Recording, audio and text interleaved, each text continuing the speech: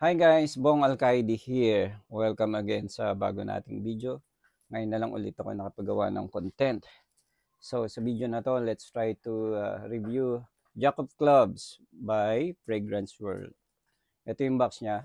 Try nyong check muna. Ayan. For review. So authentic yan. Wala namang mamemeke na ito. Kasi dupe na to eh. Ayan. Ayan. Pasensya na dun sa... Sorry. Okay. Balik tayo. So, meron akong isang bukas. Ayan. Ang ganda ng box niya kasi meron siyang... Ayan, teka lang. Meron siyang... Ayan. Meron siyang playing cards. Actually, binuksan ko na ito. Ayan, meron siyang deck na kasama. Ayan. Grabe, no? So, after mo mabuksan, mag-poker muna kayo. So, ayan. Tapos, pumunta tayo sa battle. Ganda rin ng lagayan. Ito yung bottle. Sobrang solid. Ang ganda, oh. Ang ganda. Sino bang hindi mabibighani sa ganda na yan? Oh. Jack of Clubs. Okay. Ayan. So, dyan mo makikita. Gawin yung reference to. Kung pero wala naman siguro mamimeke na ito. So, mahirap pikiin to. Sorry medyo malabo yung cam natin. Anyway, so atomizer check. Wow. Wow, ganda, di ba? Ganda. It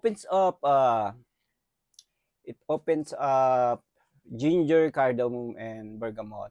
And then sa mid, you'll notice a little bit of lavender and geranium, may pagka-powdery, no? And the base note is cedarwood and vetiver. Ayan. To me, ang sabi sa online, based sa research ko, Blue Electric daw yung ginaya niya. Pero, ayun, to me, meron siyang sariling identity.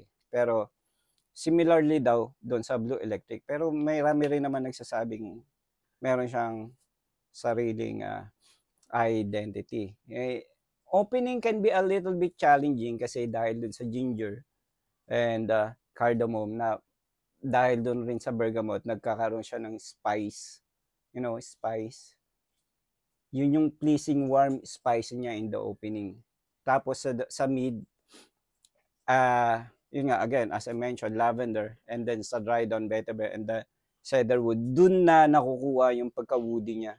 So, pero mas prominent sa kanya yung pagka-spice. So, dun mo makukuha yung smoke richness na spice and woody na profile niya. To me, this one is a good alternative kay Blue Electric na YSL. Pero, ayun, good for date nights. Okay rin naman sa mainit, I don't recommend it kasi it's a spicy scent. Pero ayun, ang issue lang ko lang sa kanya is the longevity. I'm just being honest with my review. Medyo kapos siya sa akin. Pero yung projection, it projects well. Pero the longevity, more or less, you get 2 to 3 hours with this. Pero may solusyon naman tayo dyan eh. Pagka longevity issue mo, if gusto mo talaga ng perfume, no?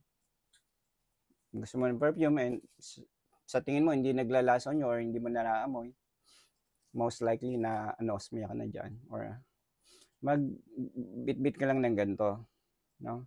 So lagay mo dito, lagay mo dyan, lagay mo ring label, so mag-reapply ka lang. So yun ang nakita kong, actually yun ang ginagawa ko sa mga yung isang perfume is may issue sa longevity. So that's it for now. If you want to try one, lalagay ko sa profile, sa post ko yung link kung saan ka makaka-order. By the way, pag nag-order ka, meron kang free sample from me. At the same time, meron ka ring free special gift galing sa akin, no? So, dito lang yan sa aming TikTok, tsaka dito lang yan sa personal na account ko. So, thank you guys for watching. See you sa next video. Magre-review pa ako ng iba. Thank you.